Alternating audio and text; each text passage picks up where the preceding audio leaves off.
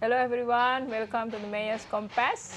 This is a podcast of UCLG ASPAC. Today I have a very special guest. She's Councillor Stephanie Utan, who also served as a two-term of mayors of City of Catbalogan, the Philippines. So welcome. Thank you, Bernadia, for this opportunity and to be part of your podcast. Can you tell us a little bit about the Catbalogan City? I know that it's capital city of Samar province. Yes. It's a special city here in the Philippines. Yes, Catbalogan City is actually a fishing city, capital, and also the capital of the whole Samar Island. The island is composed of 3 provinces. We're in the middle, and we're also the capital of our own province, and the provincial seat is in Catbalogan. Catbalogan has the highest economic vibrancy in Catbalogan, in the whole province of Samar, and also Catbalogan plays a crucial role in terms of political, economic, and social, and in the whole province. Yes.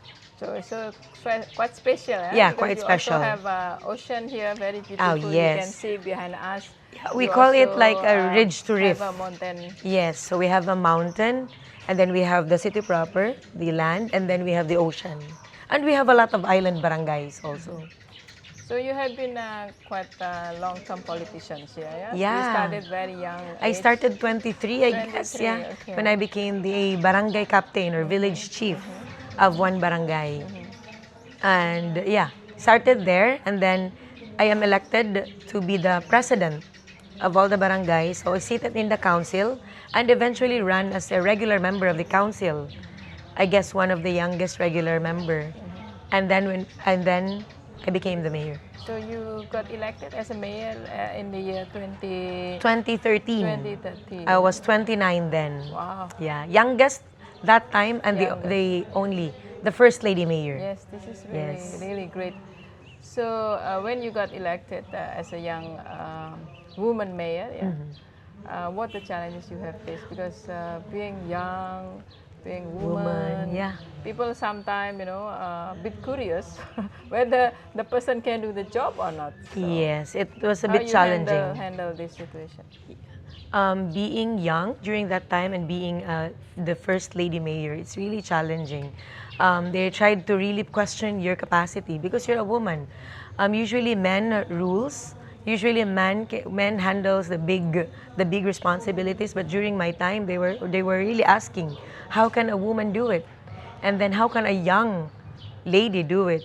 So I guess they were able to accept me along the way because I really went down to the grassroots and really feel them. I talked to them, and I think the most significant thing that I was able to impart is my heart. It's very special that you really connect with them, not just by talking to them, but really letting them feel that you care, that you love what you're doing, you love your people, you love your place. You love to really bring development and progress to your city. So I guess at that time I was able to really convince them that women can actually lead. This is very, Yeah. very, very, very good.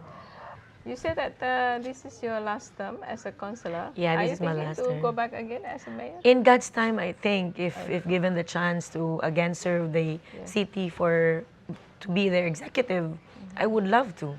I've been here like 10 years ago. I see some transformation in the city of Catbalogan.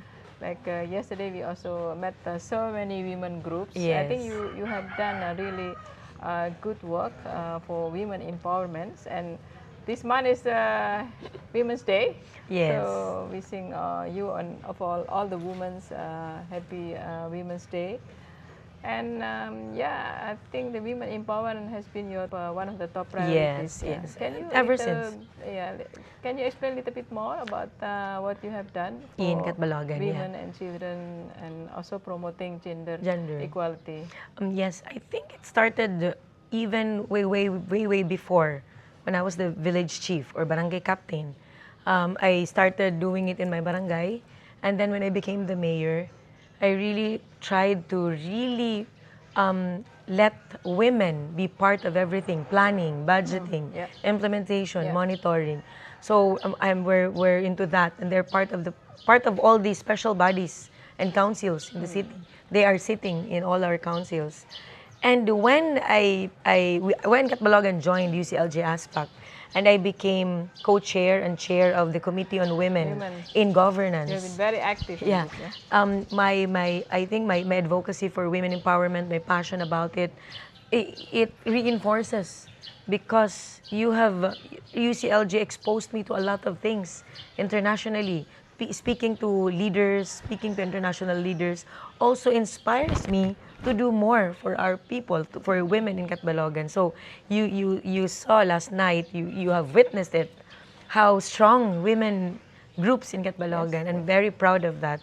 And they're always there. They will always support women, also that fellow women. So I think during my time as a mayor, I really tried to empower, to make sure that they will feel that they belong, that they are part of the solution, that can be part of the solution. They're not just somebody who's in the house to cook.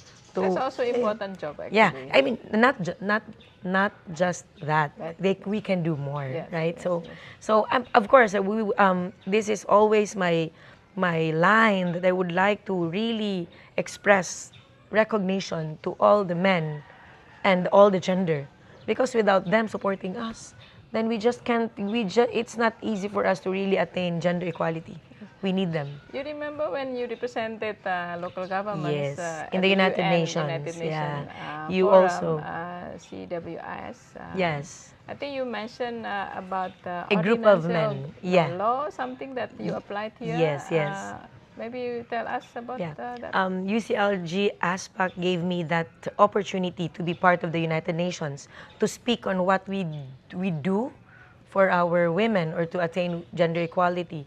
During that time, I presented our program, the MOVE, Men Opposed Violence Everywhere. It's a group of men from the barangay to city level. So each barangay, we have 57 barangays. So all barangays should organize that group. It's a group of men who advocates violence, to oppose violence against women and children. So they became so strong that they help us go to different barangays to advocate to all the gender.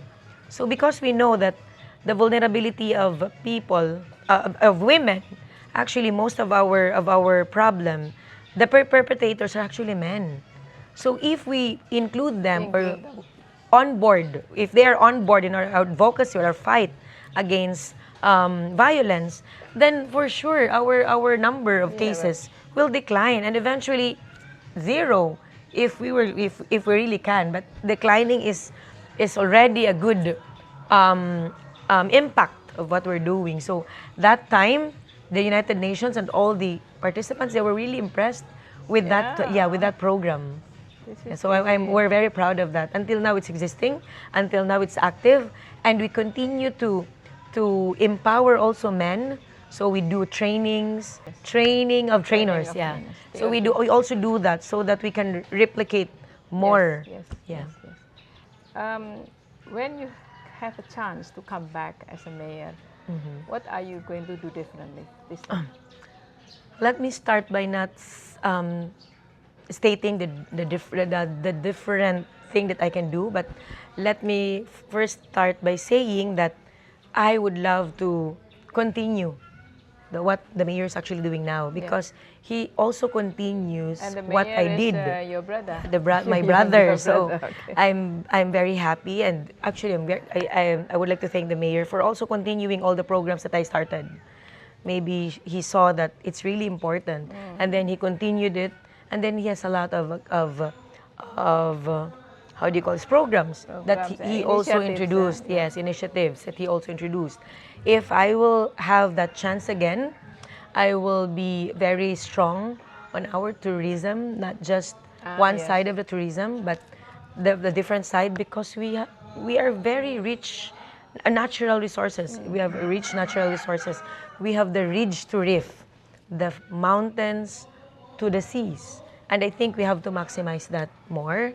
and also the more aggressive in terms of investment. But in terms of investment, there's always a back step because we should always see to it that it's sustainable.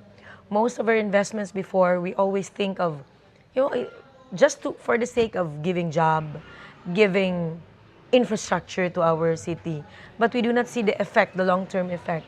Nowadays, because of my exposure to the UCLG ASPAC events, I You get appreciate connected that, with all the I connected to a partners lot and of partners, a lot of organizations. cities, Yes. the exchanges of good practices. I see that we should not just think of doing this and doing that. I want this and I want that. It's more of, we'll do this after 150 years, 20 years. What will happen? Will this Yeah. give negative effect to the Yeah. environment, to Yeah. the people? So it's more of sustainable development, really. Yes, yes. Yeah. Also, we are planning to have a project, small Yes, project yes, in Catbalogan. Also, for the ASEAN SDGs. Yeah. yes, because we localize SDGs, and now I am drafting the ASEAN localization for committee vision, Catbalogan. Yes, so 2045. 2045. Yes. So we have a partnership, the UCLG ASPAC and Catbalogan. We'll be putting up a Catbalogan UCLG ASPAC SDG ASEAN Park. So this park will give us identity also. We feel that we belong to the ASEAN. Our people will also feel the same way. It's not just us, the leaders, but we want our people to really feel, what is it? How can we contribute? And because everything that we do in our lives, whether we sell something, we actually help in the achievement of the pillars Yes, of there are the three pillars, ASEAN, the yeah. three pillars. And the vision for 2045, we are part of achieving that. So I think everyone should be part of this. So I'm very excited, and I hope that we can do it before the meeting in Manila. Yes, yes, yes. Because everyone, we have ASEAN Governors and Mayors Forum here in Manila from 15 to 17 September. And Philippines is now the chair of Yes. ASEAN this year. Yes. So it's really wonderful, Mayor, because you're going to put this ordinance on the ASEAN localization Yes. in the city of Catbalogan. So you have been inspiring many girls and women as our spokesperson on the women affairs in Asia Pacific. Do you have any message to our audiences? To every girl and every woman in the world, being a leader is not something that others should decide. It should be decided by us. It could be that you will win if you will run because people will like you. But at the end of the day, when you sit in a position, how will you actually perform if your heart is not on it? So make sure that every decision that you make, it is always because you love it, because you really, it's your passion, it's in your heart. Or else you cannot give it all. It will always be half baked. And I don't think as a leader, people deserves that. People deserve the best. They deserve the best. They don't deserve the half-baked leader. So I hope in everything that you do as a girl or as a woman, you'll make sure that you can stand on it, be strong, firm about it. And it's not just about fighting. It's about being kind and also being humility. Humility is always the key. So sometimes, Boo, a woman who's really fighting for its rights, we tend to be so, Yeah. we feel like we're so powerful. Yeah. At the end of the day, kindness and humility it should always be there, because although we have to empower women, but we also have to value our character. So again, to every woman, every girl out there, good luck. Life is not easy, it's actually tough, but being a woman, we have an edge. More power, everyone. Wow, I'm very sure those messages inspire more and Thank more you. girls and women. So thank you very much Thank for you. your Thank you for the time, opportunity. and hope we can play pickleball again. Yes, in Indonesia. I'll visit you there. And Thank you, Bu. thank you. Terima kasih. Terima We kasih. call it, oh, Sama-sama. maraming salamat. Sama-sama. Sama-sama. Terima kasih. Thank you everyone, and hope you enjoy the podcast. Thank you. Bye. Bye. See you again next time. Love.